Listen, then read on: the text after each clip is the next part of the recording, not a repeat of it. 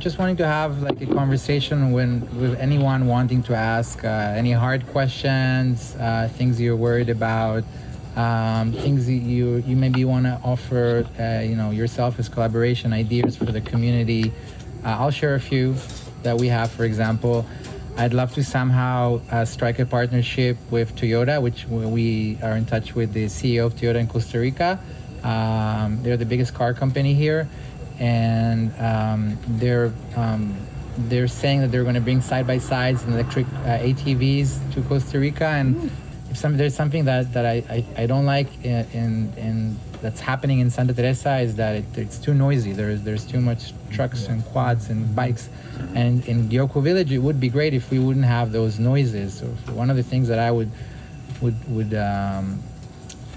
push for is that we use electric vehicles, or that we don't use bikes inside the community, which makes a lot of noise. And so that's one collaboration that we can do with Toyota in the future.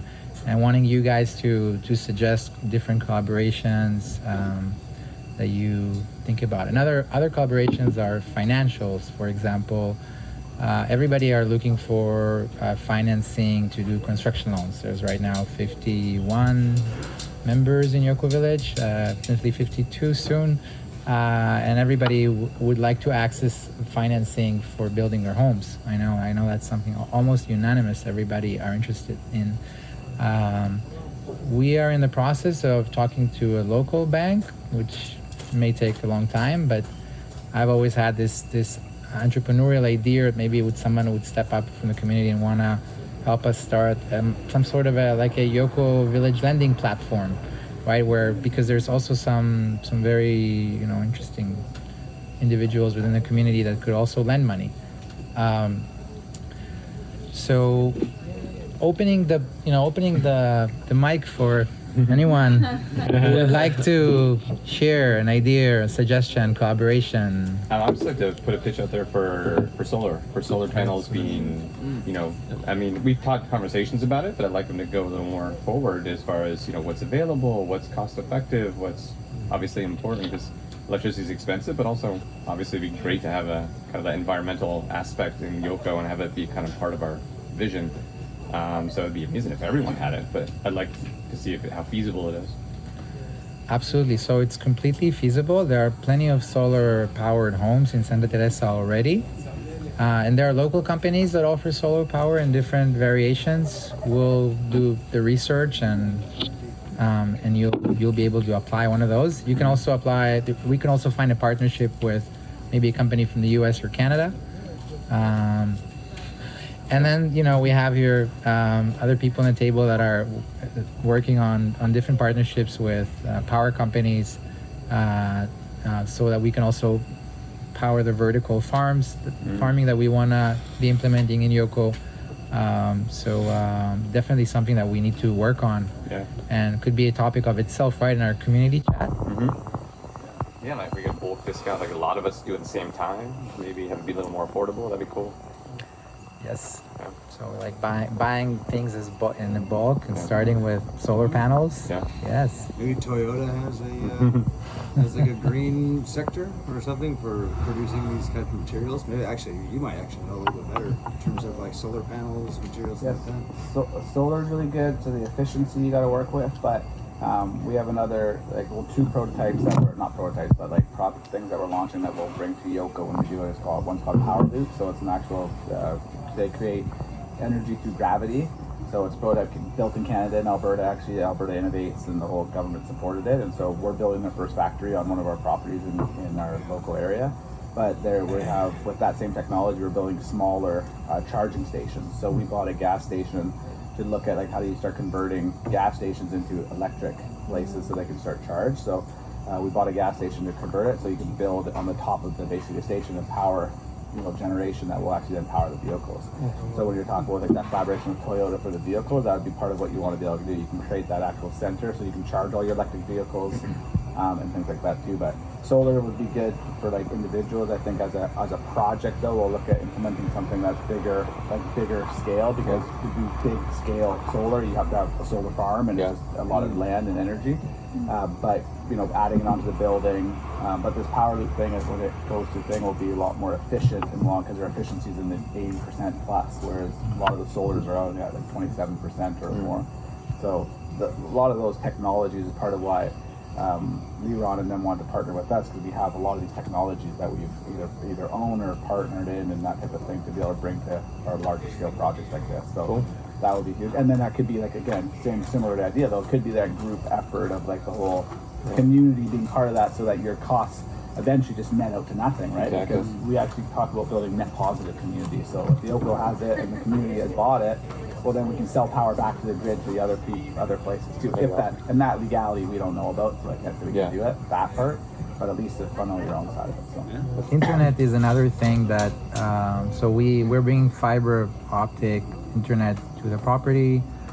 I don't know if it's 100 megs or 500 megs now or whatever that is, but even if you have fiber in Costa Rica and in Santa Teresa specifically, a lot of times that could get cut down and then your work can be displaced. So there are now like various types of tools, routers that one can use, but still sometimes, like right now, we're having issues with those. So we've been in touch with Starlink to be like already 2 years ago. Like we've been like communicating with them. So we literally, Sinara is here, Ricardo. Sinara has been in touch with them constantly, and so we're being that as a backup, right? Because that's about to happen. At the same time, over there also with Cardia, there is another company that we might be able to bring to do an additional backup, or even the main internet, depending on what things work. But one of the things that we're looking on is just to have different alternatives so that we'll always be well connected. And there are various things, and I think so far when you come to Costa Rica or to Santa Teresa and sometimes the internet isn't working well, it's usually because the solutions are small scale, and they're the machine, whatever the machines, the routers, whatever we're using, it's usually just something personal that's not that reliable, and we need to, as a community, we need to think something that's more on the industrial power. I mean, that would power us properly for a good connection here, and maybe this Terra, this company might be it. Maybe Starlink would actually bring the sufficient backup. And now 90% of the time, the fiber optic here does work perfectly, right? So many times people come here and they have the best experience ever, and many times you come here and you don't have that experience yet. So we'll see. One of the things that happened like a couple of days ago, we suddenly had big rain and there was no electricity, right? So some of the homes are powered by a generator, and so seeing also how we can do better on how we power ourselves on the electricity side is important. And so hopefully, like, with Cardia and also with just us as a community of thinkers and people who are proactive and into the doing and the making, we can find best solutions and be leaders in connectivity and power and all these things.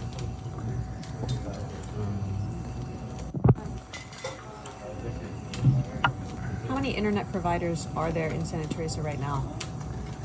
So ISE is the main provider. It's a government entity. It's also the electricity company. So the electricity company is also the internet company, right? That actually happens in many countries, but definitely not in all. There is Cabletica now. They rebranded to a different name. That's also here. The thing is, some of those internet companies, they could wire you in a certain location versus not wire you in another location. There's another one called American Data, which is really, really good. Actually, I think is the best internet, but they don't, they're expensive and they don't work in all of the locations. But I believe that in a location like Yoko South, we can definitely have American data, and internet would probably be working fine. In Yoko North, I don't know if I know on this mountain, some of the homes can use their service and others can't. So that's a microwave technology that comes from antennas from different mountains. Oh, okay. And that works really, really well, actually. So I'm assuming there's around 4 or 5 companies. Oh, right that's now. good. Okay. Yeah, we have redundancy in our place in Mexico that we had to work really hard to get because we're renting, but the first internet that came with the place was not very good, but they had to run a whole other line and they weren't willing to do it, so we had to wait for somebody else in our building to move so that we could take theirs because everything's run underground and it was already in place. Yeah. So it's good that there's several choices. More things you're worried about, or I continue to intrigue you with more things you might be worried about. I think just as a question to not a question to the group, but another thing on the energy and the power side again too, because we talked about solar.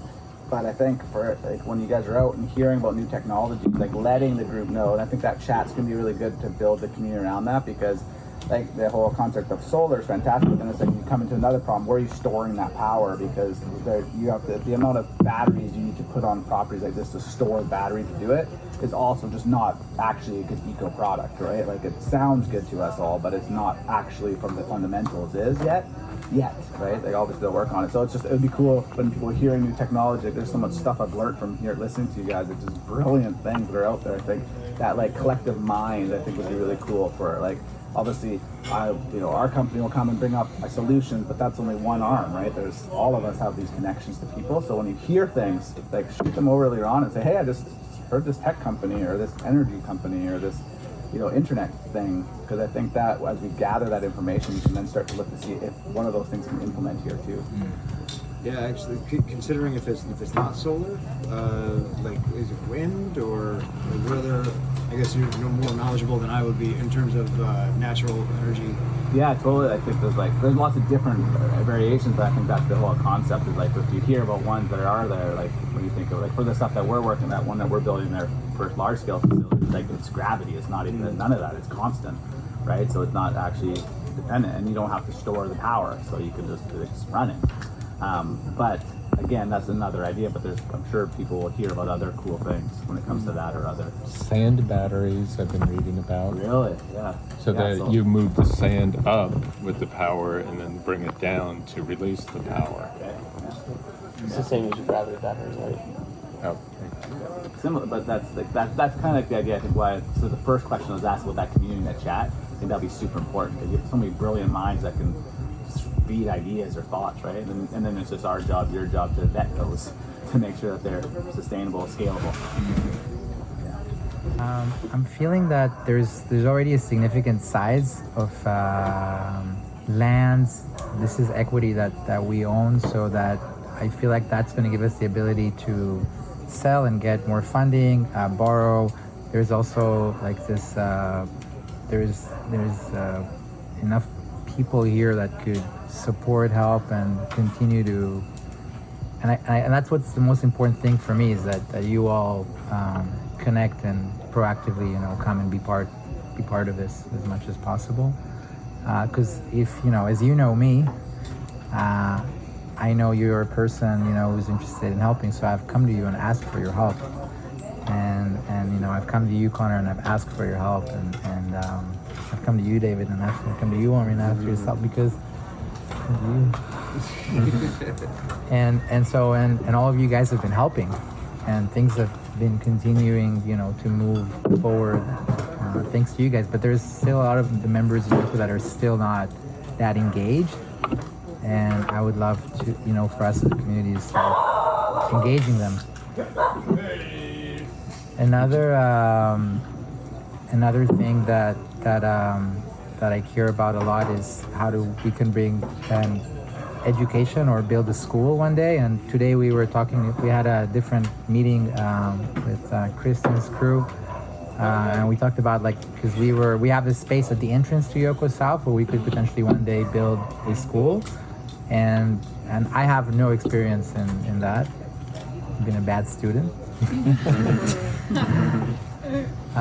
But and I've introduced to Kristen a founder, Mauro, from Boundless, which is a company that is empowering communities like us with an educational platform that hopefully, I hope for them and for us that they'll succeed, and we'll adapt this like unified, send me like this package of how to build a school, what kind of dimension it has, what it needs to be built from, what is the inventory of it, and they would also have a whole schooling program, which is from Finland, that they believe, after researching the world, and they have great people in their team. So I felt like there was a lot of deep work done there, and without knowing too much about it, I've been following and I've been in communication with the founder for over a year now, and it seems like it's going to a nice direction. They would actually send teachers over, train local teachers here, and leave us with like an open school that we can probably can create within 12 or 18 months from today, if we got into that. And so we want to start many businesses, and one of the things that I want to is encourage people, members in the community, to start businesses or connect their existing businesses to the community, and also rely on advice or collaboration. And I've been saying to some of the members that are maybe starting like a new initiative, that we have like 25,000 people like following us pretty, most of them are reading our emails and responding, and sometimes they send out a communication and we get so much, like we get 100 replies. A lot of people are engaged to that, and we want to have that community force contributing to whatever we need, right? And I'm going to be there moderating and helping and contributing any way I can, but it's something that we all want to get into, and maybe even one day appoint a community manager. And so some of the things that we've been thinking about, we want we want to find more entrepreneurs or people that are into starting a school or starting a coffee shop in Yoko South. We are looking for a vegetarian vegan chef to start, to manage the Sanga's kitchen, which will be like a communal kitchen for the retreats. We'll be collaborating in many different ways, and hopefully the community we can all bring more and more ideas, because we are completely flexible in the way we think, and I think that's a big thing about us versus everyone else that's around us, because it's mostly community to buy, rent, or just exit, or there is no for example, take this place where we are right now. It has been the perfect example for me how a community shouldn't be. The neighbors don't really talk. The chat is not that friendly. The road is always in bad shape.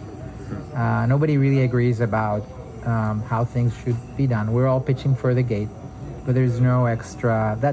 And we're here. We could have this mountain could have been such a beautiful community. Just right next door, we have an opportunity to create something completely different and enjoy that.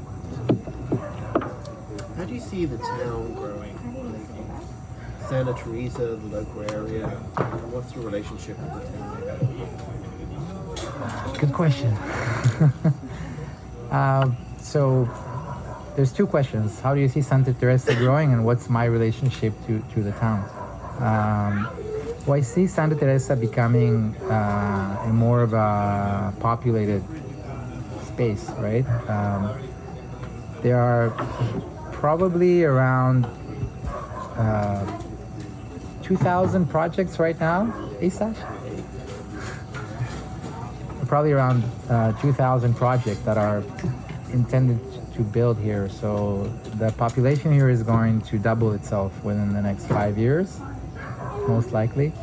And we're going to see more traffic in the road. And something that I always see in Santa Teresa that I see is that it's going to get more interesting, right? There's going to be better restaurants. Maybe the prices are going to continue to grow higher, The town is going to get more sophisticated. There's suddenly going to be, different spaces that they weren't available till today. But at the same time, there's going to be more of maybe a little bit more chaos on the main road. So what I love is that once you move from that main road to the beach or up to the mountain, you suddenly you're in a, it's like from the vortex of the road, you're in paradise again. And that's something that whenever I move from the road down to the beach, I always see that. And even in the the busiest days of the year, like Christmas or Easter, when you're here and you're at the beach is still, there's not that many people. So I believe that the magic of this place will remain for the next 15 or 20 years. I'm sure about it. I don't know. I can't predict how it will be later. But I am also absolutely sure that there are challenges in the infrastructure for the town, and there might be a year or two as the town is going through a transformation, and that it's going to be maybe complicated. And we've all just recently saw how the road from Cobano got like paved all the way down to Santa Teresa. Like we just cut down the time it takes to go to Cobano by half. By the same time, it also brings more people and more traffic, right? And people are going faster. So there's pros and cons for everything, but I do see that the way the topography of Santa Teresa is made, and that this place will remain green, that it will remain a beauty. And something that we've been experiencing here over like all of last year that was completely unrelated to Santa Teresa was red tides.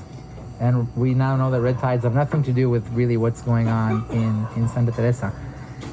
And so a lot of people in Santa Teresa and a lot of people in any place that resembles like a paradise or a village will always come and tell you, oh, you know, this place was so great before all these people came here. And then there's going to be the new people coming in and feeling so good about the place. And there's going to be other people saying, hey, it was so romantic back when there was all these less people and less things. But I think that it's always the relationship, that context that we give to the place versus what it really is. And I think that in Santa Teresa, many people like to, like in all of the world, many people just like to complain about whatever they can find complaining about. And I see Santa Teresa as a place that's going to remain a marvel for many years. And then to answer your question about my relationship with the town, it's been really rough. My relationship with the town has not been easy. It's been the opposite, because suddenly I'm that like big developer, and that came with a lot of rumors and a lot of people would say he's never going to pull this off. And when I started Yoko Village, I started with all the money I had. There were no big investors. The only investor that came in before David was the first member was Omri, sitting right there.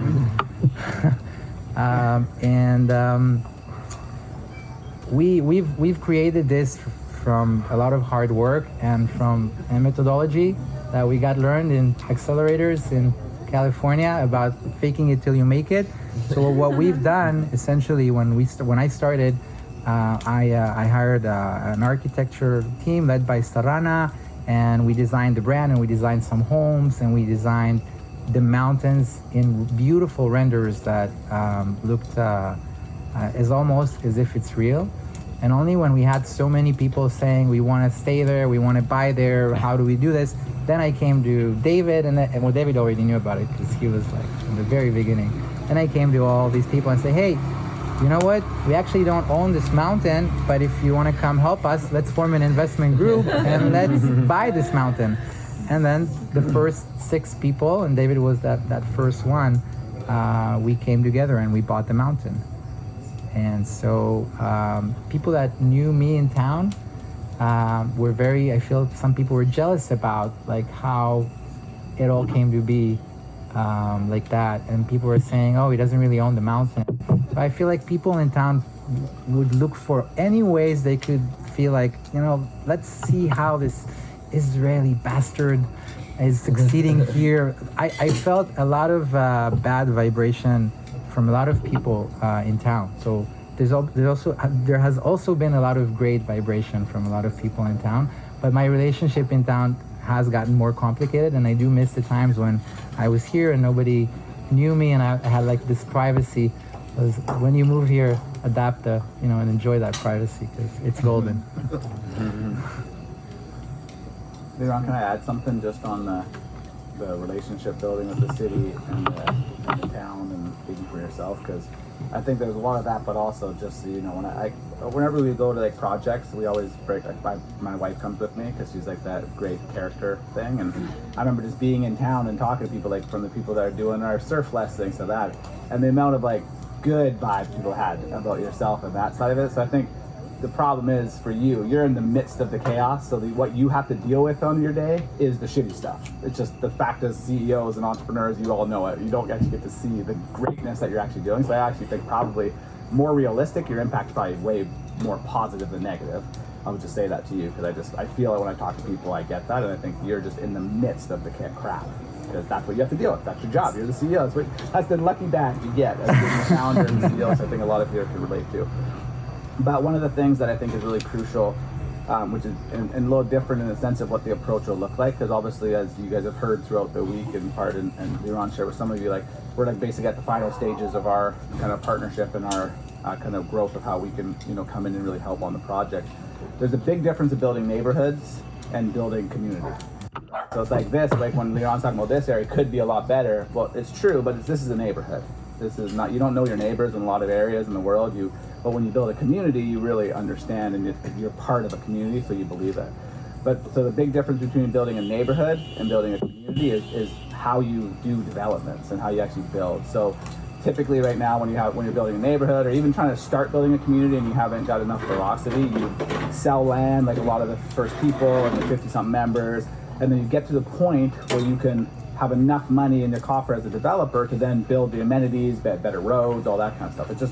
That's just the way every development works in the world, right? But when you start looking at like entrepreneurial communities, like what Liran's doing here, what we're doing in Italy, what there's other places around the world, it's a reverse.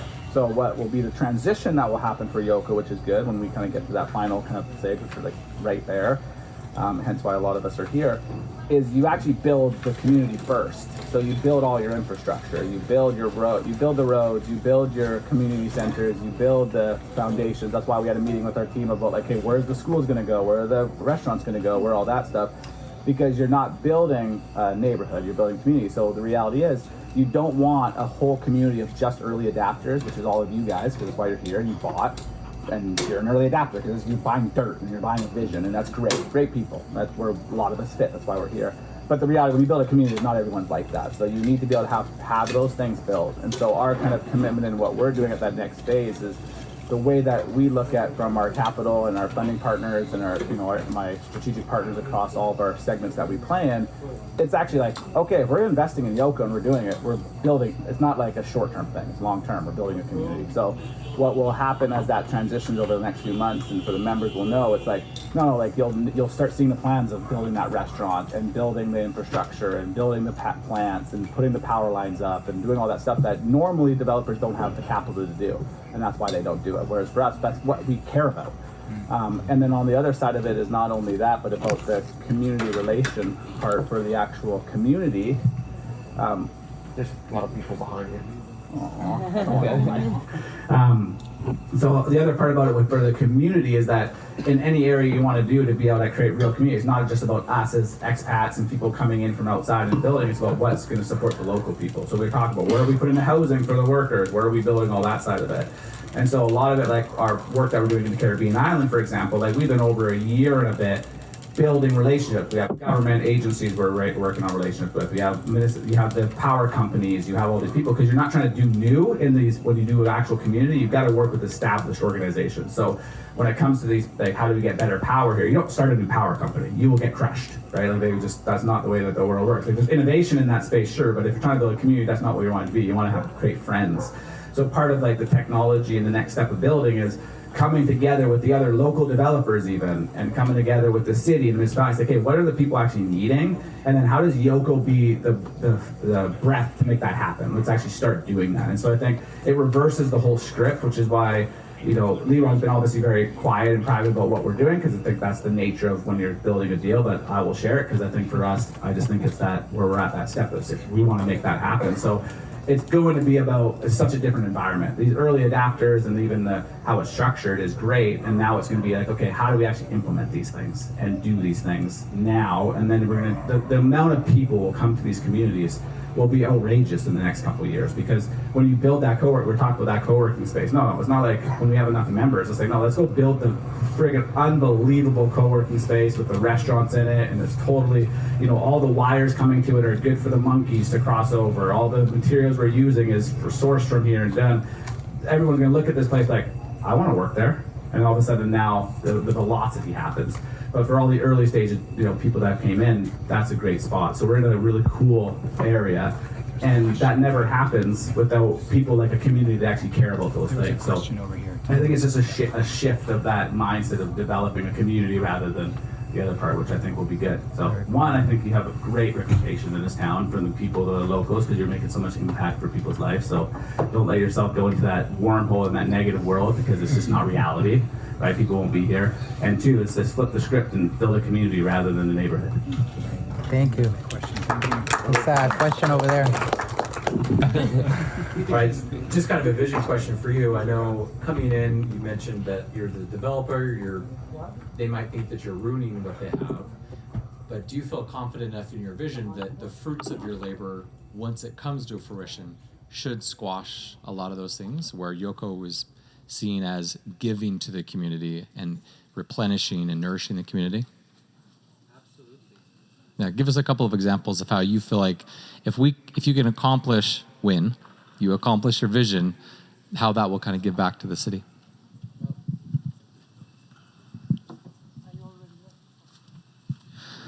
This is a fun question. Well, this would be in many ways, but the first I would say is in Yoko South we have many hectares of cowland and that we will reforest. We've already planted 15,000 trees, small trees to contain a wall in Sanga. We've done a good job documenting that.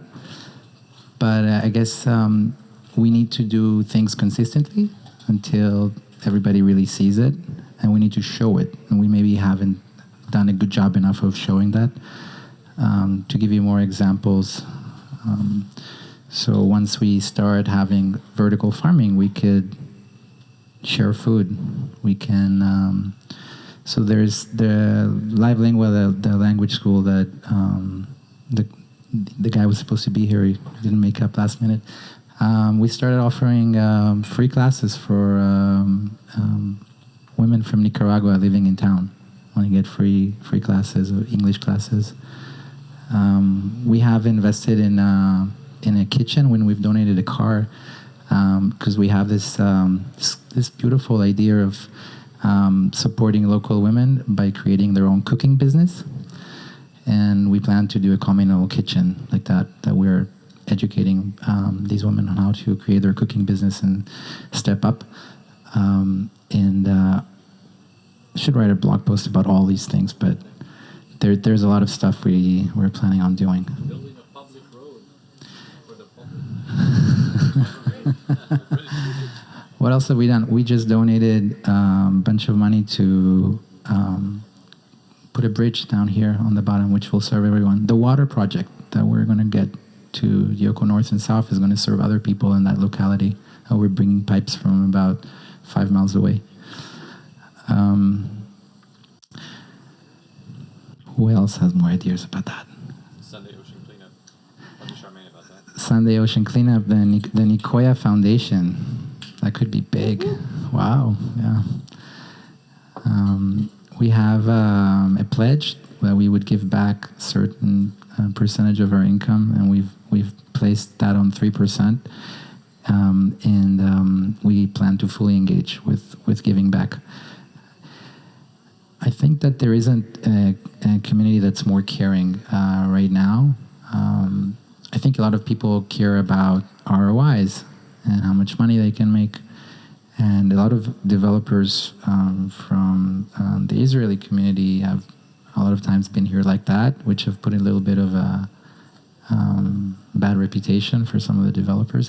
I don't consider myself as a land developer, but more as a community development company. Who has more questions? I hope that answers yes.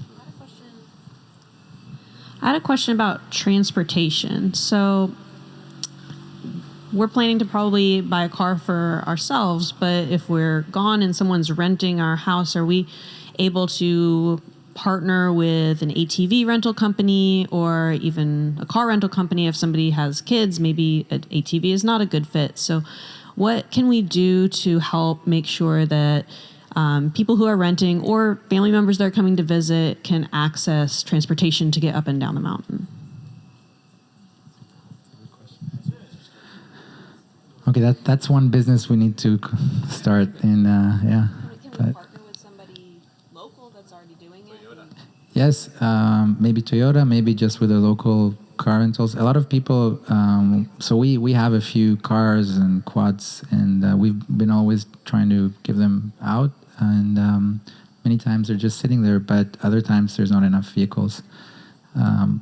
Car sharing or transportation sharing is something that I think would be great as a community that can actually collaborate, that can have open communication, and also just actively help each other. I do think that the majority of us, if we all have a car or two, a lot of times we won't be using them, and we can figure out innovative ways on how we can share. I'm hoping that we will have a car, like a shuttle service between Yoko and the beach, and so that we don't need to all take our cars to the community center for the gym or the pool or the co-working space, so that we will have a shuttle that brings us in and out, can take us to downstairs. I think that would also be a great thing. Definitely somebody from the community will open a transportation company, and we should discuss that. Thank you, Kristen. More questions? What's the on the, like, I was chatting and I was hearing about like power lines that were good for, like, safe for monkeys and for the wildlife and things like that. Like, what the level of understanding do you have for what type of things like that you can do for the actual environment and the animals and that kind of stuff? I'd love to hear about that.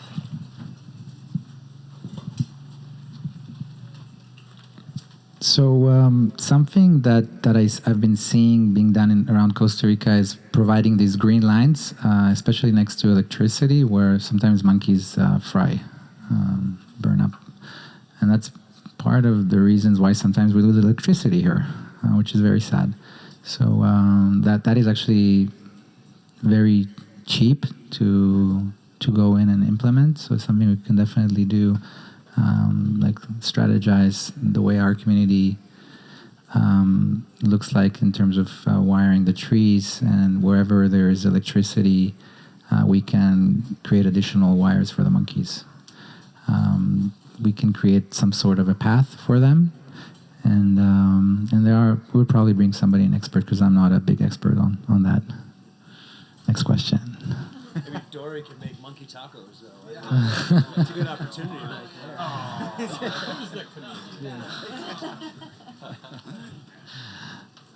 Well, animal corridors, is that what we're talking about? Is that going to be, corridors inside the Yoko South, where there's... Yeah, like a corridor. Animal corridors. A corridor for the monkeys, yes, which is just, usually is there with the trees. So what we must do is plant a lot of trees. Also make an investment on bringing elderly trees so that we can make those grow faster. We're already in a water project so that we can be very abundant with water. We're not going to be using wells in Yoko. And with that, with everybody having their own treatment plants, and with big treatment plants for Yoko, we can reuse the water, and abundance of water is abundance of nature by default. Just along the lines of, you mentioned the school down at the Yoko. What's the vision for that? Is it exclusive for Yoko families? Is there some kind of hybrid for local families as well? And also kind of follow up to everyone in the hive mind, I guess, what might this look like in terms of a hybrid for Yoko helping the community for the future generations of Santa Teresa? I'm familiar with Hermosa Valley School, which is a beautiful school. It looks like a country club, right next to the jungle and with the beach there, and it's beautiful. And from what I understand, the foreigners pay and locals get in for free. And I actually like that model, but maybe definitely we would like to have the school mixed, and we want to give an opportunity, and we need to figure out the right methodology on how that's done. That's the idea. Also, with other communal spaces, we're going to have some that are private just for Yoko, and others that are going to be shared. So more about that as we continue development. More questions? I don't have a question, but it's a remark regarding the bad vibrations that you mentioned and jealousy that arose. Jealousy being one of the ingredients. Jealousy being one of the ingredients of the human condition, and you being skillful as you are, smart, bright, young and beautiful. Were you expecting anything else but jealousy? No, really. It's okay. Love ya.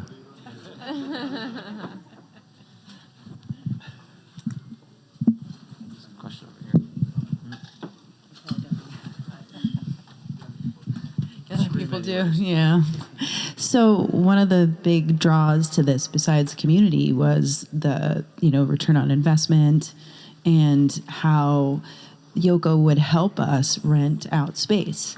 So we talked about this the other day at Yoko North, and how the management process would possibly work for helping to manage the maintenance, or possibly help manage renting, and how that would work. I've answered that question so many times.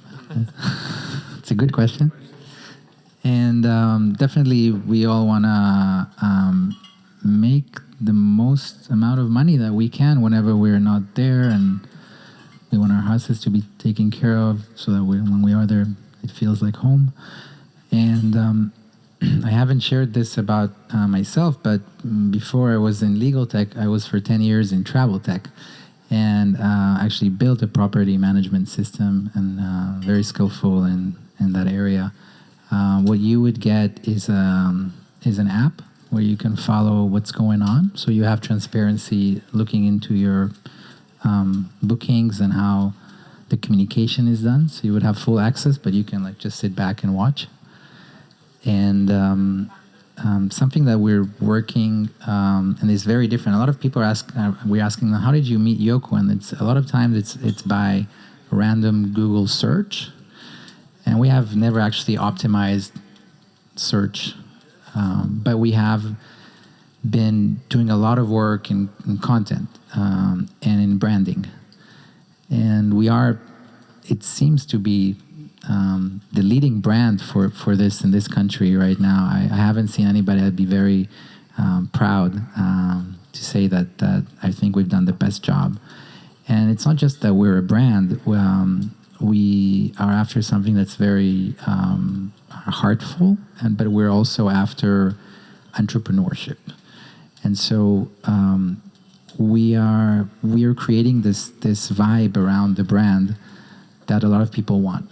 And so far, we've already been asked for thousands of times, hey, can we rent out these places? Can I book a house in Yoko Village? And we actually don't have the houses yet, right? And so what we're going to do is we're going to be empowering the Yoko brand around the world. And that's going to optimize reservations and rates on your property, your future property, hopefully. And so when we encourage direct bookings through the brand, you automatically make 15 to 20% more on the bookings.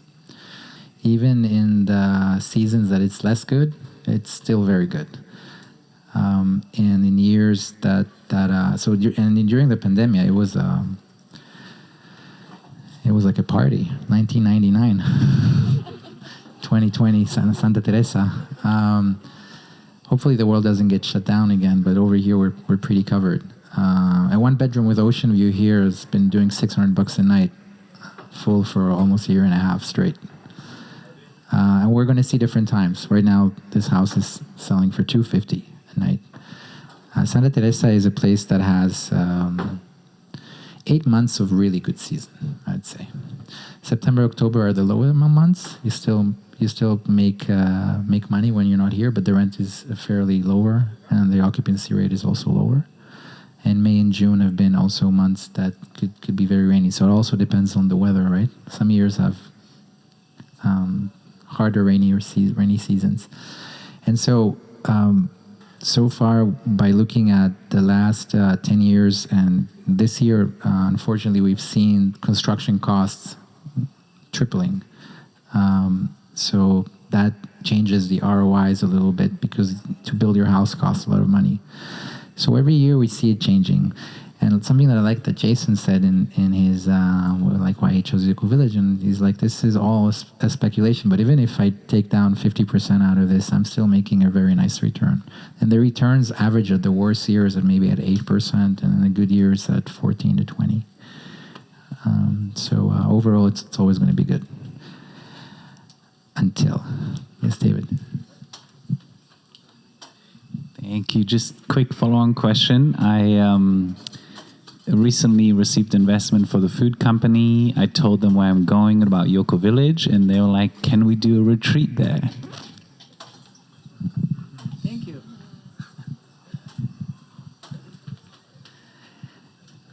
Definitely, once Sangha is a retreat center and event space is finally built, it's about halfway through right now. That's going to push a lot of people to come and explore Santa Teresa from our eyes, and being right next to Yoko Village and meeting people from the community coming to practice there, different practices. Can't wait. We can start selling stuff here too, but that's... Just to kind of come around what we've been talking about for community-wise and, getting ROIs on our Airbnbs, if that's what it is. The first question we had was about, chats and things like that. I think it's a really good opportunity for this small community to help each other booking Airbnbs when you're not there, So myself and if you've met my partner, Kat, who was on stage last night, we travel quite a bit. So we're thinking probably between 6 and 9 months out of the year, probably closer to 9 months out of the year, staying here in Santa Teresa. But we're also looking for help if we need to fill our place for those 3 months we're not here. Luckily, our good friend Connor was an early hire in Airbnb, and he's got a great skill set for that. But in terms of event spaces and things like this, this is a fantastic place. I think a lot of people here could figure out an event they want to put on, smaller scale like this, even smaller. Kat, my partner, puts on artist retreats, and this is an incredible opportunity to bring people to an amazing place from around the world, and using that hive mind, using that community access and all of our good ideas together, I think we'd have a great chance of really filling those spaces and making this possible for not just one, but for everybody. So, yeah. Just right where I was going, Adam. Thank you for the hive mind piece. I can't commit everything, but I definitely want to give back and give a lot of my expertise at Airbnb for 7-8 years in operations to be able to have an amazing Airbnb platform specifically for Yoko. There's a lot of things you can do in the background to make our algorithms amazing, to make sure Yoko is basically on the top of the search, as long as we're getting good reviews, and making us kind of like the best place to stay in Santa Teresa. There's a lot of things we can do on the back end to make sure that we are basically featured every time someone hits Santa Teresa. There's a lot of things we can do there. So I'm looking forward to working with your team and making sure that is nailed on every aspect that we can. That's definitely one place I can give back, and hopefully everyone can obviously get a better ROI on that. But I'm definitely looking forward to that. I think it'd be cool, too, to create a course for the people when they're coming here and leaving their home back at home if they want to Airbnb it, too. So just like training would be really cool, because I know we've talked about it in some of our projects, but again, that mastermind of great things. Another question for you to answer. Have you thought of buying a beachfront property to build a beach club for Yoko? Speaking for a friend. We'd love to have one. Been focused mostly on the mountains so far, but definitely a lot of people have suggested that, and we've definitely been thinking about that. Wouldn't that be nice? I love the bakery, and there was one right across the street, and I'm like, come on, that should have Yoko's office in it. We will definitely pursue that and do. Thank you, guys. Yes. You may already have this information, but or people here may already have this information, but I find that your vibe attracts your tribe, and if you think about this party, the friends that we're bringing here, the people that we're all connecting with, and so are there currently any incentives for current Yoko members to bring in more members? Oh. The crowd goes wild. 20% commission. How much?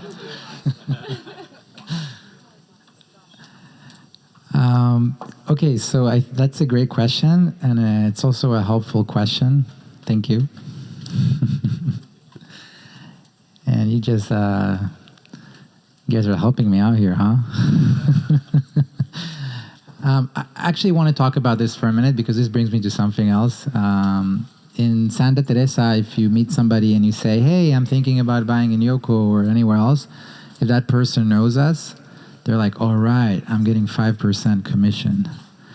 Or if you buy, or if you're looking at any, or if you find a person on the street and they don't know me, or they would know somebody else who's going to give them that 5% commission. The rule of the land of Santa Teresa is that everybody are realtors. Everybody. Even the monkeys. And so that has been the rule of the land. Now I've been kind of against that because of different reasons. But let's agree that if anybody from Yoko brings us someone, they would get that commission.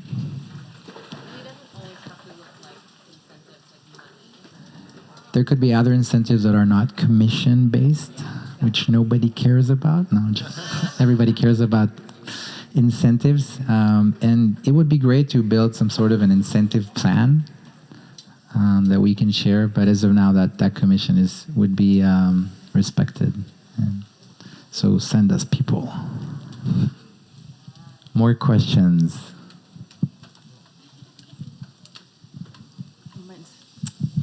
So mine's not a question, but it's more community-based. So I have a dear friend who has a volunteer program, and she goes around the world and brings and meets with people to help areas and help local people. That could be something that we could bring her in and make a difference into how we relate with Santa Teresa and can help the local community as well and bring them into the community area.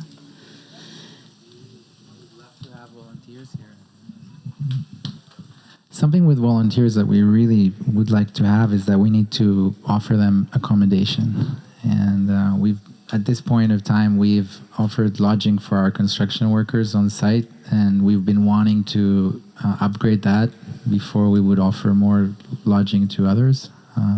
But as soon as we have a bit more options to host volunteers, that would be amazing. And if any, maybe we could figure out like a campsite or something where we can attract volunteers to still enjoy, live in nature, and provide certain conditions that would still be fun and adventurous. And any other suggestions would be helpful, but definitely would love to have any help. It's always good. Sash, introduce yourself. Okay, it's not quite a question. So I'll introduce myself. I'm Sash. Good to meet you, everyone. So I met Liran 2.5 years ago during the pandemic, and that day was one of the most special days of my life. This was before Yoko, and I remember the day that we met, you told me about a book that changed my life, which was the surrender experiment. And you told me that you were living this book, you'd read it, and so I went and read it. And it was incredible, and it really helped me to the point where I am now. But more importantly, seeing how you have lived that is amazing, dude. It's like rewinding 2 years and hearing your vision of Yoko and building this community and building out this huge project that would be life-changing for so many people and completely change Santa Teresa. And then coming back after 2 years, I missed you. Coming back after 2 years and seeing everyone here and seeing this community of entrepreneurs exactly like you envisioned, people that I have incredible admiration for just after meeting them very briefly. It's amazing to see your original vision from 2 years ago alive in everyone's minds here today. So I just want to give you a huge shout out for everything you've done. Something like this is incredibly difficult. It's incredibly stressful. Yeah, it's much harder than running software companies. And so honestly, Liran, you've done a fantastic job, and I'm really glad that all of us have been here for the journey. It's incredible to watch you work.